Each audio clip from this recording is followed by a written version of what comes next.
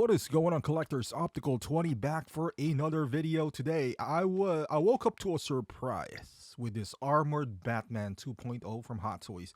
And if you're interested, you can pre-order this at bigbadtoystore.com. I'll put the link down below. I was surprised because I wasn't expecting this figure.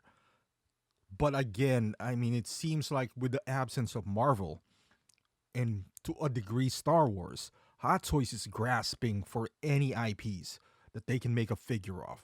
I have the first armored Batman, and that looks pretty good. I didn't buy the battle damage version. At that time, I didn't feel the need for it. And honestly, looking back at it now, they didn't sell well.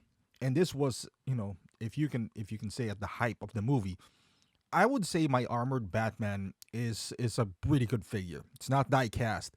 It can't move very well, but the presence is undeniable. He's just big, bulky. On the movie, he didn't move very well. He's just like a tank.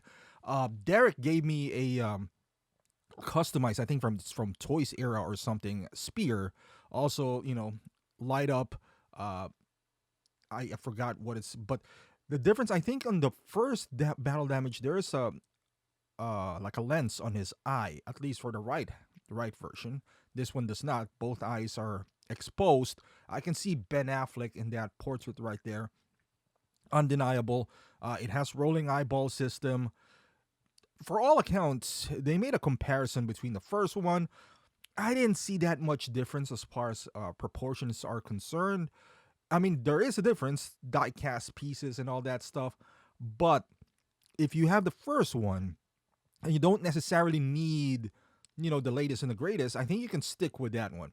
The good thing about the deluxe version is you can interchange the armor, something that they should have done the first place. But, Hot Toys, they're holding something out. I know that because they intend on releasing a battle damage version, back in the day. And that's exactly what they did. Now, they're revisiting this IPs because they really don't do anything. Like Dead Man No Tales is back. This is back. Nothing is safe. Like your grails, you should get rid of them. I'm looking at my collection right now, with the resurfacing of RoboCop and this guy and pirates. I might as well get rid of some of the guys, because not only that you're gonna get a better price if you sell it before they announce this, but also you're gonna get a better figure with whatever I just said. If I have the choice, I'll get this, even though I do have the first version. Now, since I have that, I might as unless I can sell it for somewhat on a decent amount, I might as well stick with that. I'm not gonna take like a $200 loss just to get a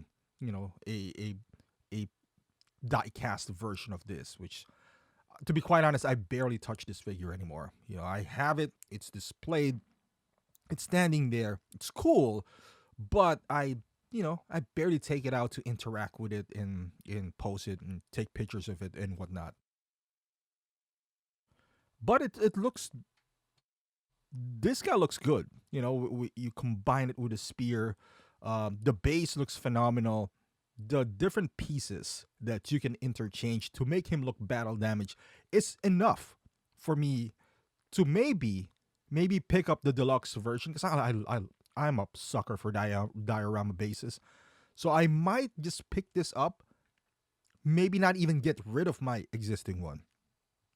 There's no elements of the existing one that you could keep to justify keeping both, outside of you're not going to get much in return.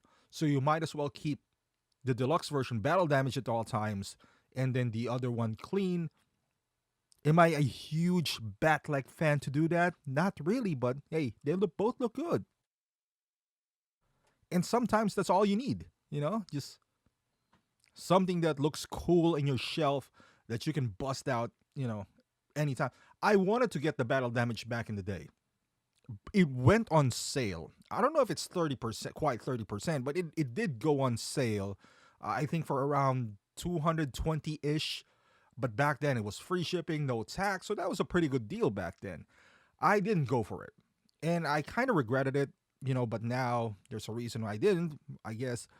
So this is my chance at a more higher price though. This is almost $400, 370 shipped with tax. You're looking at maybe 420. So it's a bit steeper price. Um, I'll see if I can sell my other one for a decent amount, not too obscene, but we'll see. It's nice. It's nice to have both. I intended to have both back in the day because of the price mainly, but I'm interested to see how this would fare out because they are now grasping for older IPs and figures that are worth more in the aftermarket than what they are now. Like they did another BVS Batman. They did this. Are they gonna do Superman kind of like in art? I don't know. I don't know if they do that, but this would match, I hope, well with the upcoming in art Superman. But I wouldn't be surprised if they tackle Superman next. 2.0 that BVS Superman with a muted blue color. So who knows, man? I am just I wasn't expecting this.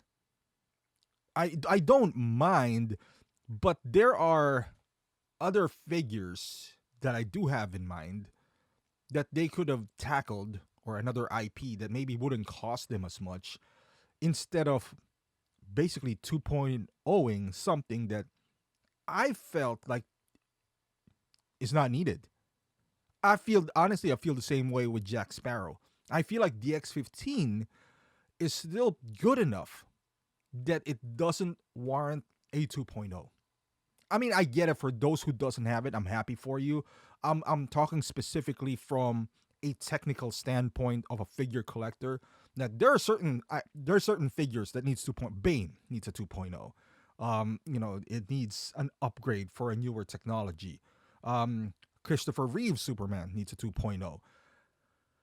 This I didn't feel like it. I mean, sure, Dyke has pieces, but I don't think it adds too much to the overall look. If this is what we're looking at right now, I don't think it differs too much to what we already had. If you're gonna 2.0 something, I want some upgrades, like significant upgrades, and I don't think we got it. But let me know in the comments down below. Let me know what you think. Are you gonna pick this up?